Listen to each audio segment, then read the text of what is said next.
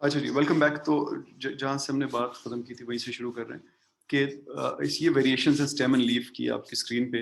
पहली वही है जो हमने थोड़ी देर पहले देख ली। दूसरी में उसने क्या किया कि 6 को, यानी पहले कॉलम वाला ही डेटा है लेकिन उसको 6 लोअर और 6 अपर में डिवाइड कर दिया। लोअर में उसने 1 से 0 से लेके 4 तक रखे, अपर में 5 से लेके 9 तक रखे। तो जो 6 में हमारे पास 6 डेटा था, यानी 61, 63, 64, वो 6 लोअर में आ गया। और जो 65 2 बार था और 66 था, वो 6 अपर में आ गया। तो आप ये सेंटर वाले कॉलम में देखें तो 6L 134 लिखा हुआ है और 6U 556 लिखा हुआ है। यानी वही 6 डेटा पॉइंट्स यहाँ पे 2 हिस्सों में डिवाइड हो गए हैं। इसी तरह 7, 8, 9 को भी उसने 2-2 हिस्सों में डिवाइड कर दिया। तो आप देखें पहले और दूसरे कॉलम में डेटा बिल्कुल एक जैसा है, लेकिन उसकी रिप्रेजेंटेशन डिफरेंट नज़र आ रही है। यानी इज द डेटा नॉर्मल, ये हम अभी जो मैंने आपको कहा ना, लेफ्ट साइड पे अपने दिमाग में टर्न करें जरा इस डेटा को, तो प्रॉब्ली अब यू वोंट बी क्लियर कि पता नहीं ये डेटा नॉर्मल है कि नहीं पहले वाले कॉलम में। लेकिन दूसरे वाले कॉलम में आप देखें तो आप थोड़ी सी नॉर्मल सी इसकी ज़्यादा नज़र आ रही है, क्लियर सेंट्रल टेंडेंसी नज़र आ रही है अगर आप अपने दिमाग में इसको लेफ्ट साइड पे टर्न कर लें। लेकिन क्या सारी बात पता चल गई है? Not really. तीसरे वाले को देखें ज़रा, तो उसने स्टेम्स को मज़ीद डिवाइड कर दिया है। पहले 2 में डिवाइड किया था, 5 में डिवाइड कर दिया। यानी वहाँ पे लोअर और अपर रखे थे 0 to 4 और 5 to 9, लेकिन यहाँ पे जी, टी, एफ, एस, ई 5 हिस्से बना दिए। 0 to 1 को जी कर दिया है, 2 और 3 को 2 कर दिया है।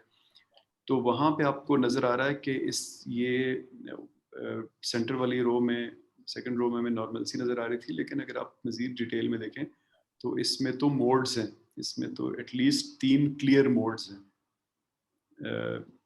3 जहाँ पे नॉर्मल में एक पहाड़ी नज़र आती है सेंटर से उठी हुई, यहाँ पे तो 3 पहाड़ियाँ कम से कम नज़र आ रही हैं। तो ये स्टेम एंड लीफ डायग्राम इस सेंस में बड़ी यूज़फुल होती है कि ये आपको डेटा को इन डेप्थ एनालिसिस भी अलाउ करती है, और आप इसको जितना डिवाइड करते जाते हैं आप उसको अंदर की बात पता चलती जाती है। जैसे फॉर एग्जांपल इस केस में अगर ये कुछ प्रोडक्शन प्लांट होता है जिसके मुख्तलिफ स्किल्ड वर्कर्स की आप एफिशिएंसी देखना चाह रहे हैं, तो पहला स्टेम एंड लीफ डायग्राम आपको बता रहा है कि ऑन एवरेज आपके वर्कर्स जो हैं 7 या उससे ऊपर चलते हैं।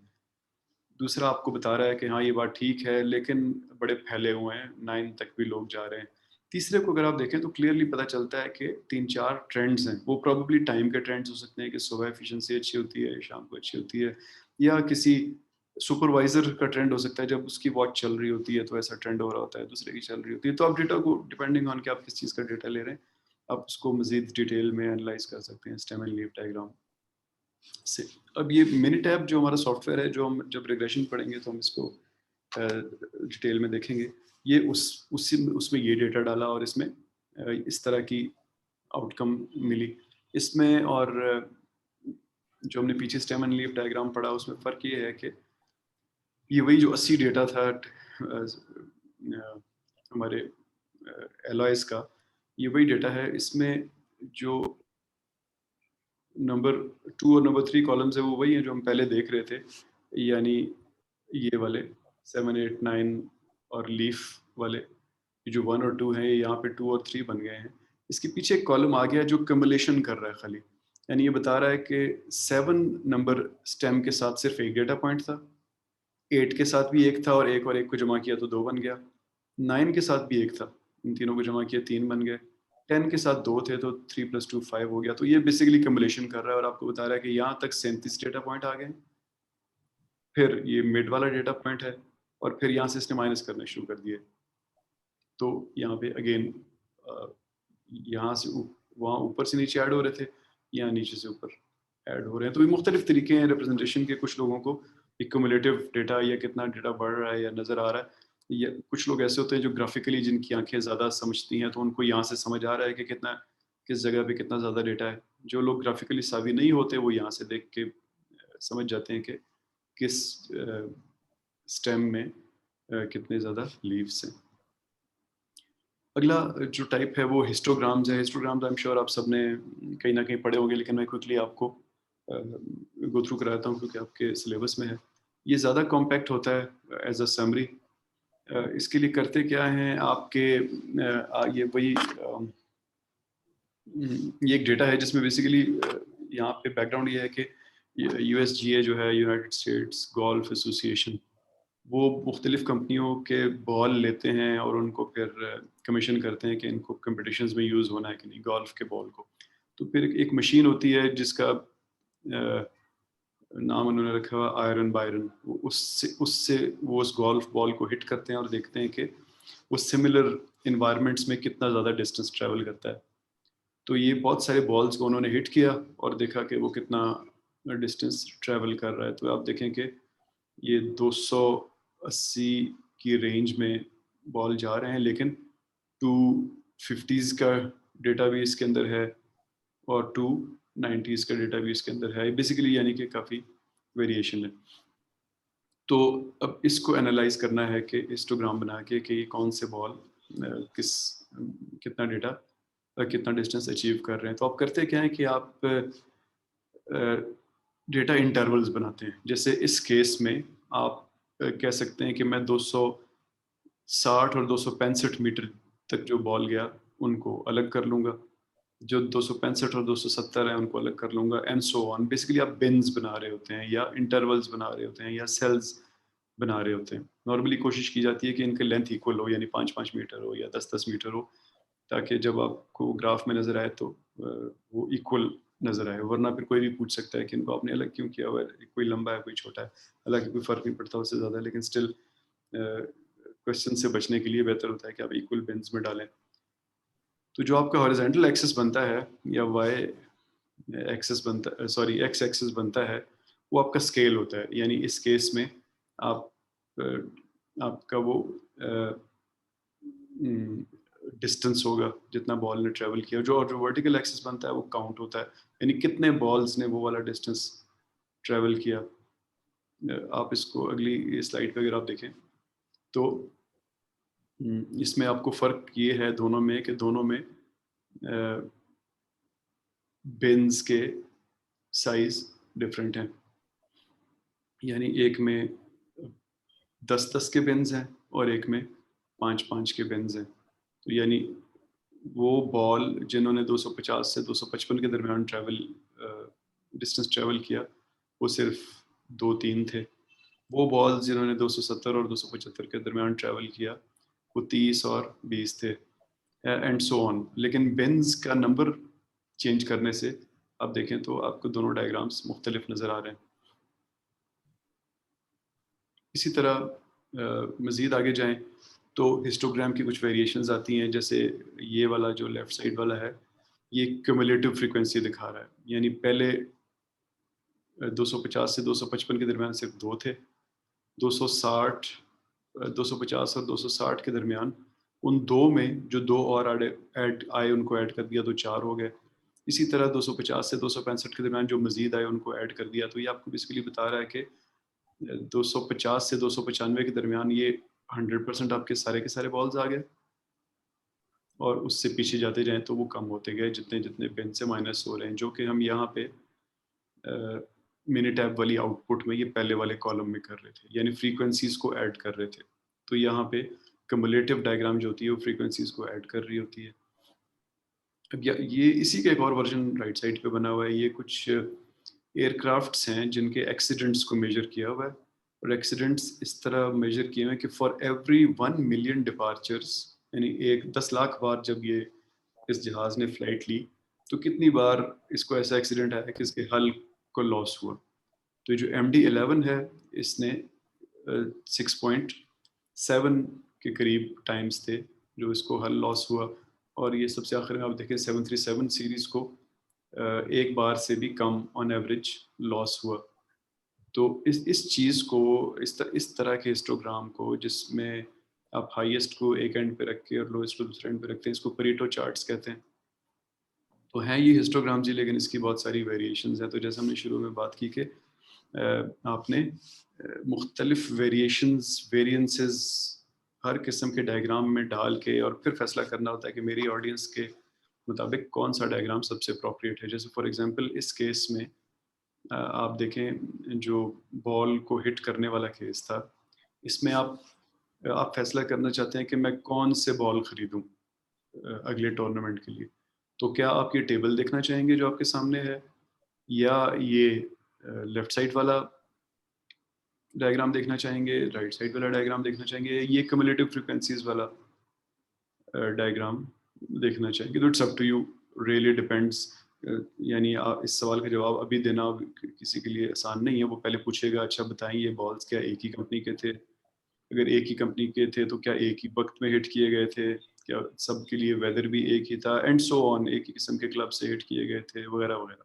तो जब आपको सारी डिटेल पता चलती है तो आप अच्छी तरह फैसला कर सकते हैं कि कौन सा कौन सा डायग्राम या कौन सा टेबल या कौन सी रिप्रेजेंटेशन आपके लिए डिसीजन मेकिंग के लिए सबसे अच्छी है। अगला हमारा जो प्लॉट है उसको कहते हैं बॉक्स प्लॉट। बॉक्स प्लॉट बहुत यूज़फुल है, शायद सबसे यूज़फुल है स्टैट्स के स्टूडेंट्स के लिए जो स्टैट्स को थोड़ा सा भी डिटेल में समझते हैं। इसको ऐसे बनाया जाता है कि सबसे पहले आप अपने डेटा की, मैं क्विकली देख लूँ, अच्छा नहीं इसकी डिटेल नहीं लिखी हुई, मैं आपको ज़ुबानी बता देता हूँ। इसको ऐसे बनाया जाता है कि सबसे पहले आप अपने डेटा का मीडियन निकालते हैं। मीडियन, मीडियन का मतलब होता है, मीडियन का क्या मतलब होता है जी? एवरेज। हाँ, मीडियन एवरेज के करीब है बिल्कुल। मीडियन का मतलब ये होता है कि अगर आप अपने डेटा को असेंडिंग ऑर्डर में यानी कम से ज़्यादा की तरफ जाते हुए लिखें तो जो सबसे सेंटर में वैल्यू आती है उसको मीडियन कहते हैं। ठीक है, वो ज़रूरी नहीं है कि एवरेज या मीन हो, सेंटर वाली वैल्यू को मीडियन कहते हैं। और कुछ केसेस में दो, जैसे फॉर एग्जांपल टोटल 10 वैल्यूज हैं तो सेंटर में तो कोई वैल्यू नहीं आएगी, 5 एक तरफ होंगे, 5 दूसरी तरफ होंगे। तो आप जो सेंटर वाली दो होती हैं यानी नंबर 5 और नंबर 6 को एवरेज कर लेते हैं तो उसको हम मीडियन कहते हैं। तो आप क्या करते हैं कि आप मीडियन जो भी वैल्यू होती है उसको ये सेकंड क्वार्टाइल वाली लाइन देते हैं, सेकंड क्वार्टाइल वाली। ठीक है जी। फिर इसी तरह आप एक इंटर क्वार्टाइल रेंज के नाम से एक वैल्यू निकालते हैं, I Q R. I Q R सारे के सारे जो आपके राइट साइड का डेटा होता है उसका एवरेज ले लें, उसको वो जो एवरेज बनती है उधर एक लाइन लगाएं तो उसको सॉरी लेफ्ट साइड का उसको फर्स्ट क्वार्टाइल कहते हैं। जो राइट साइड वाला डेटा होता है उसकी एवरेज निकाल लें, उसको थर्ड क्वार्टाइल कहते हैं। तो ये आपका ये सेंटर वाला डब्बा ऐसे बनता है कि बीच वाली लाइन मीडियन, बीच वाली लाइन मीडियन और राइट और लेफ्ट साइड वाली लाइंस आपकी क्वार्टाइल्स। फिर आप जो आपको फर्स्ट क्वार्टाइल होता है उसको 1.5 into I Q R multiply करते हैं तो एक लाइन लगाते हैं, इसको कहते हैं विस्कर, पहली विस्कर। इस साइड पे भी 1.5 आई क्यू आर की एक लाइन लगाते हैं, ये सेकंड आपकी राइट साइड वाली विस्कर बन जाती है। अब मेन डेटा आपका इन चार बिन्स में लाया करता है, लेकिन कुछ चीज़ें होती हैं जो इससे बाहर होती हैं, जो सिर्फ जो आपके थर्ड क्वार्टाइल से 1.5 IQR के अंदर हो उसको कहते हैं आउटलायर्स, और जो 1.5 IQR से बाहर हो उसको कहते हैं एक्सट्रीम आउटलायर्स। तो बेसिकली जो बॉक्स प्लॉट होता है ये आपके आउटलायर्स को स्टडी करने में बहुत फ़ायदा देता है। आप अपनी बुक में देख लीजिएगा, टोटल एक छोटा सा पैराग्राफ लिखा हुआ है जिसमें जिसमें आपको एग्जैक्टली जो मैंने आपको ज़ुबानी बताया ये बात आपको वहाँ पे पढ़ेंगे तो आपको इजीली समझ आ जाएगी कि क्वार्टाइल की जो लाइनें होती हैं, first quartile, second quartile, third, ये कैसे लगाते हैं और ये विस्कर्स की लाइनें कैसे लगाते हैं। और आगे मैं आपको एक एग्जांपल बताऊंगा जिससे आपको समझ आएगी कि ये यूज़फुल कैसे होता है। 2 एग्जांपल्स बताऊंगा मैं आपको। जैसे यहाँ पे एक 3 प्रोडक्शन प्लांट्स हैं जिनका क्वालिटी परफॉर्मेंस दिखाया हुआ है, प्लांट 1, प्लांट 2 और प्लांट 3 को। तो आप इन 3 बॉक्स प्लॉट्स को देख के आप इजीली बता सकते हैं कि प्लांट 1 जो है वो बहुत अच्छा है, उसकी क्वालिटी इंडेक्स बहुत अच्छा परफॉर्म कर रहा है, और उस ऊपर से नीचे तक देखें विस्कर्स के एंड टू एंड तक तो बहुत फैला हुआ भी नहीं है। आप बी को देखें तो वो एक तो फैला हुआ भी बहुत है और उसकी वैल्यू भी बहुत कम है, और सी को देखें वो दो बहुत फैला हुआ नहीं है लेकिन उसकी वैल्यू बहुत कम है। तो इन तीनों में अगर आप इम्प्रूवमेंट लाना चाहेंगे, 1 को तो शायद आप फौरन इम्प्रूव ना करना चाहिए क्योंकि वो सबसे अच्छा है। अगर आप 2 को इम्प्रूव करना चाहेंगे तो आप उसकी वेरिएंस भी कम करना चाहेंगे और उसके मीन को ऊपर भी लेके जाना चाहेंगे, यानी इसकी क्वालिटी परफॉर्मेंस भी बढ़ानी है और वेरिएंस भी कम करनी है। 3 जो है उसकी वेरिएंस ऑलरेडी कम है, उसकी सिर्फ मीन को ऊपर लेके जाना है।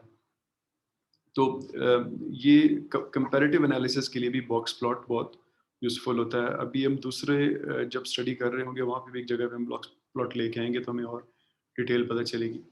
अगला जो हमारा रिप्रेजेंटेशन है वो टाइम सीरीज़ प्लॉट है। टाइम सीरीज़ बड़े बेसिक से प्लॉट होते हैं। एक तरफ टाइम होता है, उनके ऊपर डेटा प्लॉट कर दिया जाता है। जैसे फॉर एग्ज़ाम्पल आप कितने पैसे कमाते रहे पिछले 10 साल में, तो हर महीने की अपनी पे का एक डॉट लगाते जाएँ, उन डॉट्स को आपस में जॉइन कर दें, उसको हम कहेंगे ये टाइम सीरीज़ प्लॉट है। या आप भागते हैं, सुबह रनिंग करते हैं, पिछले 3 महीने में एवरेज कितनी रनिंग की आपने, रोज़ का रनिंग का डेटा प्लॉट करते जाएँ तो आपको किसी दिन आप रनिंग नहीं कर रहे होंगे, किसी दिन ज़्यादा कर रहे होंगे, किसी दिन कम कर रहे होंगे, तो इन चीज़ों को कहते हैं टाइम सीरीज़ प्लॉट्स। ये जो हमने थोड़ी देर पहले एक स्टेम एंड लीफ डायग्राम देखा था जिसमें हमने कंप्रेसिव स्ट्रेंथ देखी थी एलॉयज़ की, ये उसका टाइम सीरीज़ प्लॉट है। अब अगर आप इसको समझना चाहें, स्टेम एंड लीफ की तो हमने बात कर ली थी, लेकिन इस पे समझना चाहें इस टाइम सीरीज़ प्लॉट से तो आपको क्या बात नज़र आती है? तो बड़ी-बड़ी बात हम यहाँ पे ये कह सकते हैं कि इसके अंदर वेरिएशन तो है, लेकिन पैटर्न कोई नहीं है, रैंडम सी वेरिएशन है, कभी ऊपर हो जाता है, कभी नीचे हो जाता है।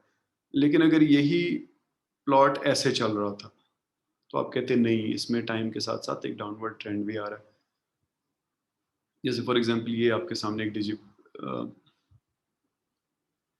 तो इस चीज़ को टाइम सीरीज़ को जो टाइम सीरीज़ की एक वेरिएशन को डिजी प्लॉट भी कहते हैं। डिजी प्लॉट क्या होता है कि आप तमाम डिजिट्स को स्टेम एंड लीफ वालों को प्लॉट कर देते हैं। अब यहाँ पे ये एक और डिजी प्लॉट प्लॉट है। इसमें आप देखें तो आपको क्लियरली नज़र आ रहा है कि एक डाउनवर्ड ट्रेंड है। यानी शुरू में चीज़ें ऊपर थी, फिर आहिस्ता-आहिस्ता वो नीचे जाना शुरू हो गई हैं।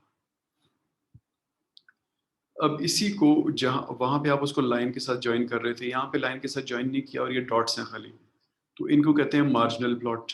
यहाँ पे आप इसमें और इसमें फ़र्क देखें, तो डॉट प्लॉट में और डिजी प्लॉट में फ़र्क क्या है कि मार्जिनल प्लॉट में और डिजी प्लॉट में कि मार्जिनल प्लॉट वहाँ यूज़ कर रहे हैं जहाँ डेटा बहुत ज़्यादा है, नंबर बहुत ज़्यादा है। क्योंकि यहाँ ये हमारे पास ये वाला नंबर था ना, तो it doesn't really make any sense, हमने इसमें बहुत ज़्यादा लाइनें लगा दी हैं। यहाँ पे हमें क्लियरली कुछ ना कुछ समझ आ रहा है। यहाँ पे डॉट प्लॉट है। अब आप अपने ज़हन में कोई लाइन लगाने की कोशिश करें कि डेटा किस ट्रेंड पे जा रहा है, तो बड़ा बड़ा ही मुश्किल होगा।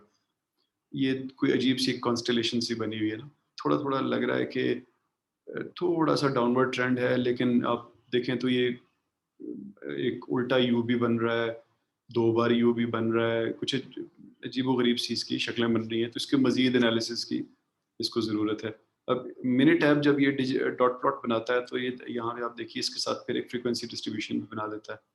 यानी कि 150 से 151 स्ट्रेंथ इतनों की है, 200 से 210 स्ट्रेंथ इतनों की है।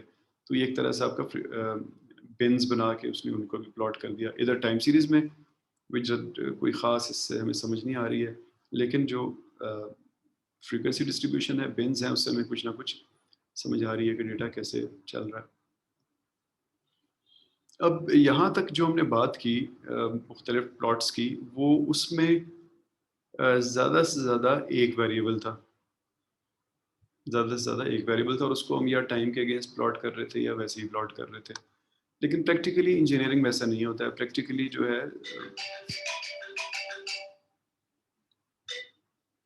जो है वेरिएबल्स काफ़ी ज़्यादा होते हैं। मुझे कॉल आ रही है, तो मैं थोड़ी देर के लिए मीटिंग को पॉज़ करने लगा हूँ, जस्ट अ मिनट, और फिर मैं इसको दोबारा स्टार्ट करता हूँ।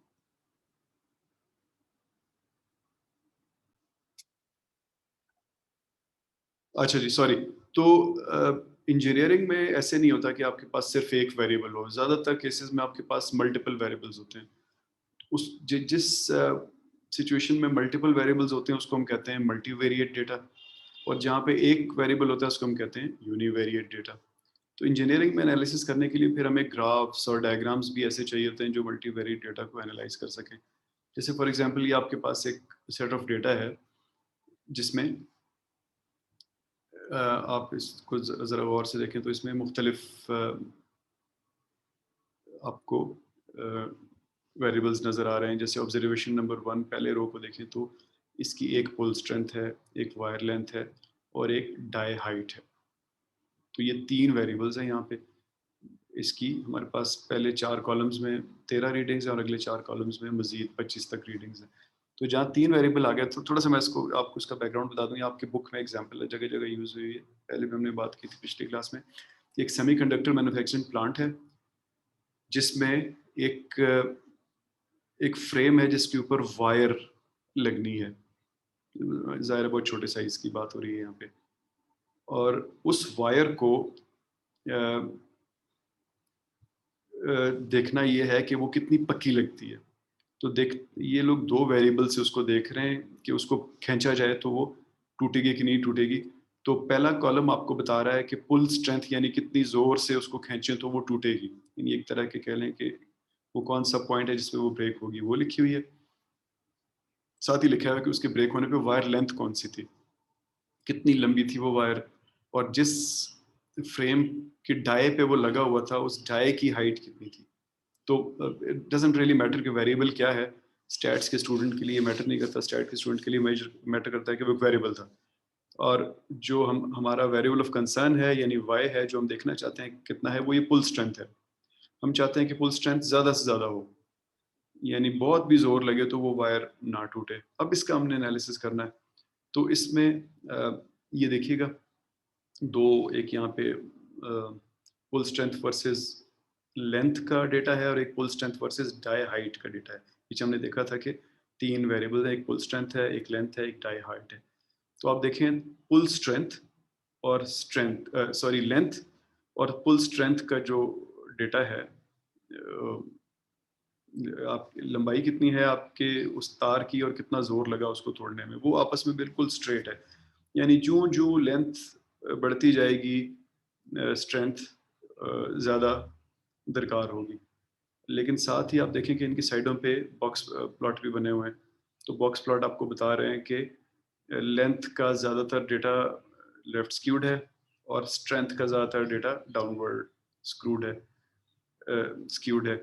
इसी तरह आप डाई हाइट में देखें स्ट्रेंथ के अगेंस्ट, तो वहाँ पे कुछ खास पैटर्न हमें नज़र नहीं आ रहा है। एक एक पैराबोलिक सा रिलेशनशिप शायद डेवलप हो जाए कुछ आउटलायर्स के साथ, लेकिन ओवरऑल डाई हाइट का जो बॉक्स प्लॉट है वो भी बता रहा है कि वेल स्प्रेड आउट डेटा है, तो वो पैराबोलिक भी शायद सही नहीं बनेगा।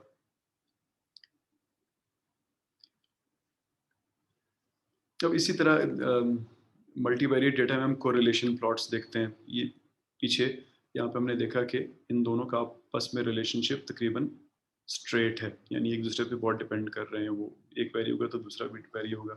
तो इन कोरिलेशन प्लॉट्स की और भी वेरिएंस होती हैं। जैसे कोरिलेशन प्लॉट में ये स्ट्रेट, इसकी कोरिलेशन की वैल्यू नियरली 1 है, यानी उधर भी 1, उसका 1 यूनिट चेंज होगा तो इसका भी 1 यूनिट चेंज होगा।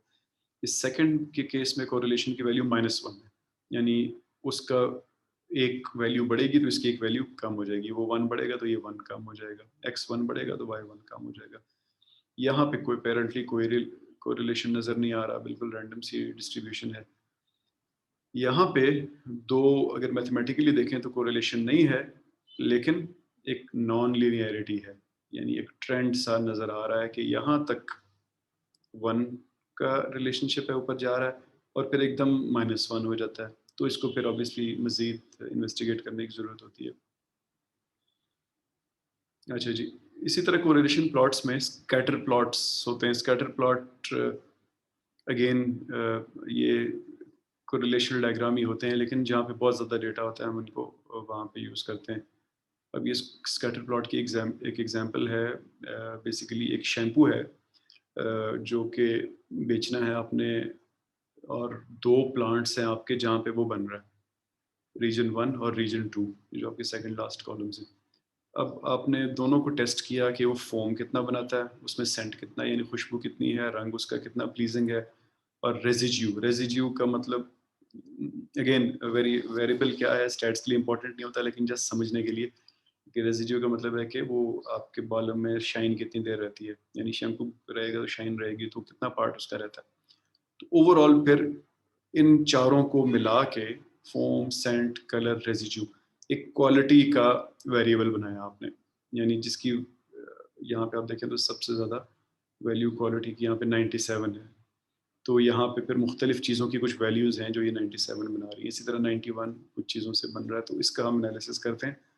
आगे चलते हैं, तो यहाँ पे हमें ना बहुत सारे प्लॉट्स नज़र आ रहे हैं। इस प्लॉट को पढ़ने का तरीका ये होता है कि स्कैटर प्लॉट मैट्रिक्स को, कि ये वाला जो पहले वाला स्कैटर प्लॉट है, ये फोम का और सेंट का है। फोम का और सेंट का, क्योंकि इसकी एक साइड पे सेंट है, एक साइड पे फोम है। ये वाला जो प्लॉट है, ये वाला जिस पे भी मैंने एरो रखा हुआ है, इसमें एक तरफ सेंट है और एक तरफ रेजिड्यू है। इसी तरह ये वाला जो है, एक तरफ रीजन है, एक तरफ सेंट है, एंड सो ऑन। तो आप इसमें इस सबको इकट्ठा पढ़ना मकसद नहीं होता, बहुत सारों को एक प्लॉट में डालना मकसद है यहाँ पे। तो आप इनको और इनकी साइडों पे कुछ वैल्यूज लिखी हुई हैं, तो जैसे यहाँ पे लिखा है 5.9 और 4.5, तो ये आपको ये बता रहा है कि सेंट की वैल्यू 5.9 का लाइन ये है, 4.5 की ये है, ताकि आप आइडिया लगा सकें कि डेटा इसके अंदर कितना फैला हुआ है। सेंट 5.9, 4.5, तो मैं पीछे टेबल पे जा रहा हूँ, तो आप देखेंगे सेंट जो है ये यही 5 पॉइंट और 4 पॉइंट में स्कैटर हुआ हुआ है। इसी तरह अगर देखें रीजन को, तो ये 1 और 2 इसकी ऑप्शंस हैं। तो ये रीजन है, आप देखें यहाँ पे लिखा है 1.5 और 1.75, तो जो ऑब्वियसली इसमें कोई स्प्रेड तो है नहीं, या इधर 1 होगा या 2 होगा, तो सारी लाइनें आप देखें यहाँ पे सारे डॉट्स या 1 पे लगे हुए हैं या 2 पे लगे हुए हैं। तो इनमें आप अब एक हॉक आय से देखें, तो यहाँ पे आपको पॉजिटिव रिलेशनशिप नज़र आ रहा है सेंट और कलर के दरमियान। ठीक है जी। इसी तरह आपको क्लियरली नज़र आ रहा है कि क्वालिटी और रीजन में, रीजन 2 की क्वालिटी बहुत अच्छी है, 2 है, और रीजन 1 की क्वालिटी कम है, लो है। इसी तरह आप देखें तो सॉरी, जो आप जिस तरह भी इसको रीड कर लें, अगर आप हायर वैल्यूज़ को हायर क्वालिटी समझते हैं तो इसकी ज़्यादा है और इसकी कम है। इसी तरह अगर आप देखें तो यहाँ पे आपको पॉजिटिव रिलेशनशिप नज़र आ रहा है फोम और क्वालिटी के दरमियान। अब रेजिड्यू और क्वालिटी के दरमियान या नेगेटिव रिलेशनशिप है, या कुछ अनडिफाइंड रिलेशनशिप है। हालांकि हम पहले समझ रहे थे कि ज़्यादा शाइन होगी तो लोग अच्छी क्वालिटी समझेंगे, लेकिन ऐसा नज़र नहीं आ रहा। इसी तरह कलर और quality, people apparently don't really care, जो भी कलर है उसको क्वालिटी से वो रिलेट नहीं कर रहे हैं। इसी तरह सेंट को क्वालिटी से रिलेट नहीं कर रहे हैं वो। ठीक है, तो लेकिन सेंट जो है वो कलर से समहाउ रिलेट हो रहा है, हालांकि सेंट का कलर से केमिकली स्पीकिंग कोई ताल्लुक नहीं होता। तो ये जो स्कैटर प्लॉट होता है, ये आपको एक और वर्जन देता है इन चीज़ों का। अब ये वही चीज़ सारी की सारी, अब ये एक टेबल की शक्ल में आपके सामने आ गई है। ये कोरिलेशन टेबल है। इसमें अगर आप देखें तो कहीं पे भी कोई स्ट्रॉन्ग कोरिलेशन नहीं है। ज़्यादा ज़्यादा 0.6 तक ये एक गया हुआ है सेंट और कलर का, 0.599। इसी तरह फोम और क्वालिटी का थोड़ा सा ज़्यादा है, और सेंट और रेजिड्यू का थोड़ा ज़्यादा है, कलर और रेजिड्यू का थोड़ा ज़्यादा है, और थोड़ा ज़्यादा अगेन यहाँ पे भी थोड़ा क्वालिटी और रीजन का भी है। लेकिन 0.5 अगेन कोई बहुत स्ट्रॉन्ग रिलेशनशिप नहीं होता है। स्ट्रॉन्ग रिलेशनशिप्स हम 0.7 से ऊपर को काउंट करते हैं। तो आपको ये चीज़ ज़्यादा समझ आती है या ये चीज़ ज़्यादा समझ आती है, रियली डिपेंड्स कि आपकी ऑडियंस क्या है। अच्छा जी, एक और चीज़ होती है को-प्लॉट। को-प्लॉट क्या चीज़ होती है कि आप यहाँ पे आपके पास दो चीज़ें हैं, क्वालिटी और फोम।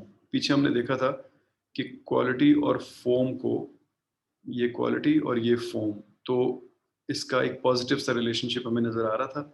यहाँ पे भी अगर आप देखें तो फोम और क्वालिटी 0.5 एक पॉजिटिव इनका आपस में रिलेशनशिप है, कोरिलेशन है, बहुत स्ट्रांग नहीं है लेकिन पॉजिटिव है, 0.5 है। तो ये हमने यहाँ पे एक तरफ क्वालिटी रखा, एक तरफ फोम रखा, और फिर इसके अंदर जो हमने डॉट्स लगाए वो रीजन वाइज लगा दिए। यानी ईस्टर्न प्लांट में जो मैन्युफैक्चर हुआ था उसको ग्रीन या ब्लू, जो भी ये कलर है, ग्रीन, इसका डॉट लगा दिया, और वेस्टर्न को प्लस का निशान लगा दिया। तो इससे हमें अब यहाँ पे नज़र आ रहा है कि ये जो रिलेशनशिप है क्वालिटी और फोम का 0.5 को रिलेशन है, एक पॉजिटिव को रिलेशन है, ये ईस्टर्न प्लांट के लिए बहुत अच्छी तरह स्टैंड करता है। यहाँ नीचे भी वैल्यूज़ हैं, ऊपर भी वैल्यूज़ हैं, और स्ट्रेट लाइन नज़र आ रही है, अगर हम इसका नंबर निकालें तो शायद ये 0.7 से ऊपर नज़र आए, लेकिन वेस्टर्न के लिए बहुत अच्छी तरह स्टैंड नहीं करता है, ये टोटल वैल्यूज़ यहाँ पे स्प्रेड है, तो ये शायद 0.2 या 3 हो। तो इसी 0.5 को, ये 0.512 फॉर्म और क्वालिटी को जो था, हमने मज़ीद को प्लॉट के अंदर डाल के मज़ीद इसको डिसइंटीग्रेट किया एक तरह से डेटा को, और मज़ीद समझने की कोशिश की, तो हमें समझ आया कि ईस्टर्न वाला प्लांट जो है वो अच्छी इस रिलेशनशिप को ज़्यादा स्टैंड कर रहा है, और जो वेस्टर्न वाला है वो कम स्टैंड कर रहा है। तो ये मुख्तलिफ प्लॉट्स थे, जस्ट आइडिया ये था कि आपको आपकी चूँकि किताब में एक पूरा चैप्टर है, तो हम इसको एक तरह देख लें थोड़ी देर के लिए। आगे हम जो स्पेशली जब हम रिग्रेशन पढ़ेंगे तो उसमें प्लॉट्स बहुत ज़्यादा यूज़ होते हैं, तो उसके लिए आपको ये एक बैकग्राउंड नॉलेज भी देनी थी, इसलिए आज का ये वाला सेशन हमने रखा। अभी हम इसको ख़त्म कर रहे हैं, और 5 मिनट बाद 1:20 पे हम अगला सेशन यहीं से हम कंटिन्यू करेंगे, और मीनवाइल इसकी वीडियो भी अपलोड हो जाएगी जो ही क्लास ख़त्म होगी। हमारे पास इसके बाद प्रॉब्ली 2 सेशन और हैं।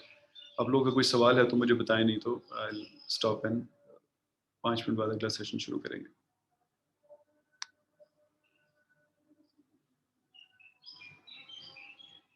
थैंक यू जी, 5 मिनट बाद शुरू करते हैं।